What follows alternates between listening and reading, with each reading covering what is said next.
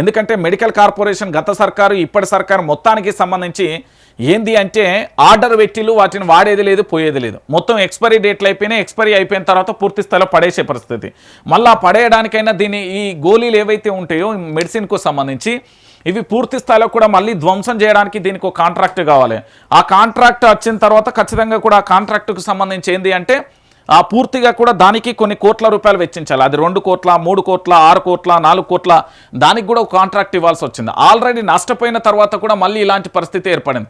కానీ ఏం చేస్తుందంటే ఇది ప్రభుత్వ పత్రిక కాబట్టి గత ప్రభుత్వానికి సంబంధించి పూర్తి స్థాయిలో చూపెట్టే ప్రయత్నం చేస్తుంది. మొన్ననే నమస్తే తెలంగాణలో చాలా క్లియర్గా క్లారిటీగా కూడా చెప్పే ప్రయత్నం చేసిర్రు. 100 కోట్ల రూపాయలకు సంబంధించి ప్రభుత్వం యొక్క నిర్లక్ష్యం వల్ల ఈ విధంగా జరిగింది అంటూ చాలా స్పష్టంగా కూడా వాళ్ళు చెప్పిళ్ళు. అయినప్పటికీ కూడా ప్రభుత్వానికి సంబంధించి ఎట్లా అంటే దున్నపోతు మీద వానబడ్డట్టున్నది.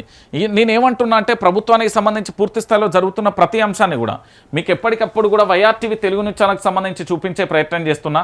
ప్రతి ఒక్కరు కూడా సబ్స్క్రైబ్ చేసుకోండి. ఎందుకంటే రాష్ట్ర వ్యాప్తంగా రాష్ట్ర నలుమూలల నుంచి కూడా వాస్తవాలను ఏంది అంటే చాలా క్లియర్గా కూడా జర్నలిజానికి సంబంధించిన ఏ విలువలు అయితే పాటిస్తారో అంత అద్భుతంగా విలువలను పాటించి మీకు ఖచ్చితత్వమైన న్యూస్ను మాత్రమే మేము చెప్పే ప్రయత్నం చేస్తున్నాం.